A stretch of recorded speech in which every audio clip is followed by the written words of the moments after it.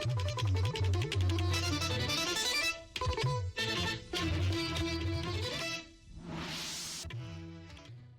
महोदय, माझा point of information सेमच विषयावरती असल्या कारणाने आपण मला बोलण्याची संधी दिलीबद्दल आभार. युद्धामुळे सभापती महोदय, जो आपला खाडी प्रदेश आहे त्याच्यामध्ये विशेष करून दुबई असेल, कुवेत असेल, याच्यामध्ये हवाई क्षेत्र हा बंद झालेला आहे आणि त्याच्यामध्ये कुठलेही फ्लाईट्स आता जात नाहीये. सभापती महोदय, सौदी आणि कुवेत याच्यामध्ये विशेष करून जराशी परिस्थिती जास्त नाजूक आहे. दुबईमध्ये तरी परिस्थिती त्या तिकडच्या शासनाने हाताळलेली आहे. तिकडचे जे आपले भारतीय आणि विशेष करून महाराष्ट्रातले जे नागरिक आहेत त्यांना लवकरात लवकर इकडे आणण्यासाठी आपण विशेष रिटर्न फ्लाईटच्या संदर्भातलं, इव्हॅक्युएशन फ्लाईटच्या संदर्भातलं काय कारवाई करतोय हे माहिती होणं गरजेचं आहे. ऑपरेशन सिंधू सारख्या इराणमधनं आपण जे भारतीय विद्यार्थी आणले त्या पद्धतीचं नियोजन आपण करणार आहे का सभापतीमध्ये? त्याचबरोबर या युद्धामुळे तेलाची जागतिक किमतीमध्ये फार मोठ्या प्रमाणात वाढ होणार आहे आणि याच्यामध्ये सर्वात मोठं तेल आयात करणाऱ्या देशांपैकी आपण आहोत.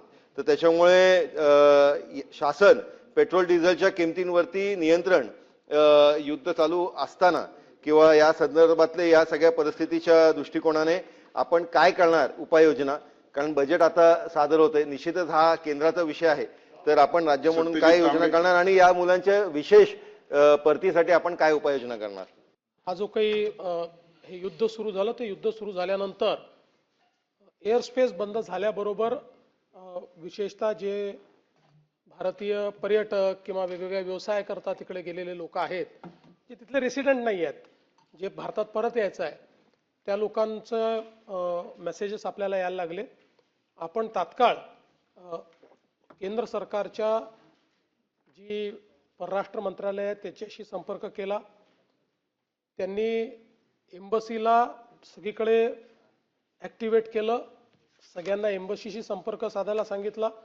पण आपल्याला याची कल्पना होती की नुसतं एम्बसीला संपर्क साधून हे होणार नाही, म्हणून आपल्या राज्याचे जे मदत व पुनर्वसन आपत्ती व्यवस्थापन मंत्री आहेत श्री गिरीश महाजन यांना आपण ती जबाबदारी दिली.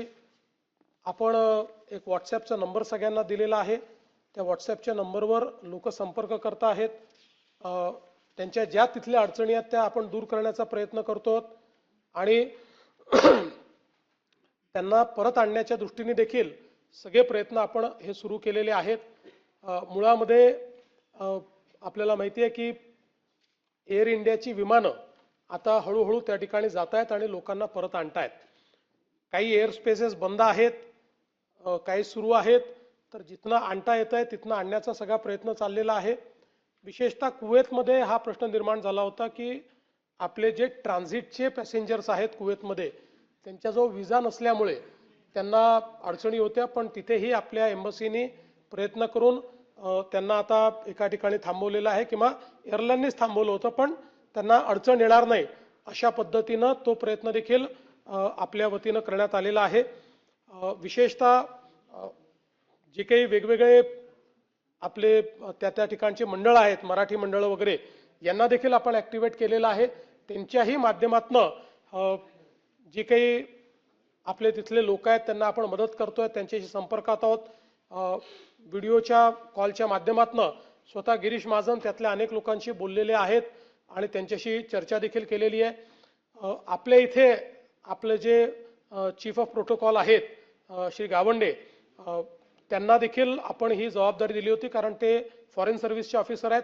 त्यांनी त्या ठिकाणी विशेषतः आपल्या एम्बसीची बैठक घेऊन आणि ज्या काही SOPs आहेत त्या SOPs तिथले जे आपले नागरिक आहेत त्यांना त्या दिलेल्या आहेत. त्या आपल्या माझ्या ट्विटरवरनं माझ्या एक्सवरनं त्या पोस्ट केलेल्या आहेत, त्या आपण पाहू शकता. दोनदा आपण सगळ्या पद्धतीनं काय काय लोकांनी करायचं आहे किंवा काय करू नये या गोष्टी देखील त्यांच्यापर्यंत पोहोचवलेल्या आहेत.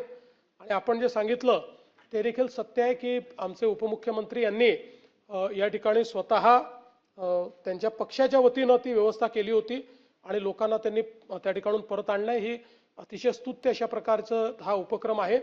राज्य सरकारने केंद्र सरकारशी चर्चा करून ही भूमिका मांडली होती की राज्य सरकार जे काही महाराष्ट्रातले लोक तिथे आहेत त्यांना आणण्याकरता व्यवस्था करू इच्छिते, परंतु केंद्र सरकारने त्या संदर्भात हे सांगितलंय की सगळी राज्य अशी प्रयत्न करतील तर त्या ठिकाणी किऑस तयार होईल आणि आत्ता एअर स्पेस सुरक्षित नाही आहे, त्यामुळे स्टेट कॅरियर्स जे आहेत भारताचे तेच त्या संदर्भातली जी वाहतूक आहे ती सुरक्षिततेनं करू शकतील आणि म्हणून तशा प्रकारची व्यवस्था आम्ही करतो आहोत. त्यांनी हे देखील सांगितलं की काही ज्या एअरलाईन्स आहेत त्या एअरलाईन्सची आता काही विमानं उपलब्ध होत आहेत, काही विमानं आपले एअर इंडियाची त्या ठिकाणी जात आहेत, त्यामुळे ती जी काही इव्हॅक्युएशनची प्रोसेस आहे ती केंद्र सरकारच्या अखत्यारीतच त्या ठिकाणी झाली पाहिजे. अन्यथा म्हणजे समजा असुरक्षित एअरस्पेसमध्ये एखादं विमान गेलं तर आपल्याला समजू शकतो आपण की त्या ठिकाणी काय होऊ शकतं आणि म्हणून त्यांनी राज्य सरकारला हे ॲडवाईस केलं आहे की तुम्ही जे काय आहे ते हे केंद्र सरकारला करू द्या, हे राज्य सरकारने करू नये. म्हणून आपण त्याच्यामध्ये पुढे जात नाही. तर राज्य सरकारची त्या संदर्भातली सगळी तयारी आहे, पण केंद्र सरकारने आता त्याची सुरुवात केलेली आहे आणि मला अपेक्षा आहे की पुढच्या 2-3 दिवसामध्ये हे सगळं इज आउट होईल आणि जे काही आपली मंडळी आहेत ती येऊ शकतील. तोपर्यंत त्यांच्या ज्या काही व्यवस्था लागतील आपल्याला, म्हणजे जसं मगाशी तांबेसाहेब म्हणाले तसं आम्हालाही लोकांचे मेसेजेस येतात, मंत्र्यांनाही येतात, आमदारांना येतात, ते माझ्याकडे फॉरवर्ड करतात. लगेच आपण MEAलाही कळवतो आणि आपल्या हेल्पलाईनच्या माध्यमातूनही त्यांना जी मदत पाहिजे ती मदत करण्याचा प्रयत्न करतो.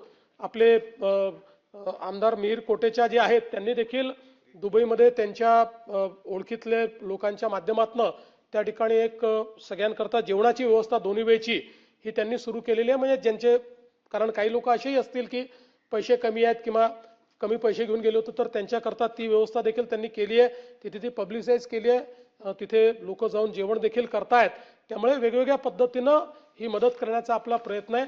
मी एवढंच सांगतो की गेल्या जर आपण 5-10 वर्षातला अनुभव बघितला असेल तर परदेशातले भारतीय जे आहेत, स्टुडंट्स आहेत, पर्यटक आहेत, यांच्याबद्दल माननीय प्रधानमंत्री मोदीजींचं सरकार अत्यंत सेन्सिटिव्ह आहे आणि अतिशय विपरीत परिस्थितीतनं देखील लोकांना परत आणण्याचं काम त्यांनी केलंय. त्यामुळे केंद्र सरकार पूर्णपणे या बाबीवर लक्ष ठेवून आहे आणि लोकांची सुरक्षितता आणि युद्धाची परिस्थिती यातनं लोकांना परत आणण्याकरता सगळ्या उपाययोजना केल्या जात आहेत. सगळ्या लोकांना या ठिकाणी सुरक्षित परत आणण्याचं काम हे केंद्र सरकार करेल आणि राज्य सरकार सातत्याने त्याचा पाठपुरावा करत राहील.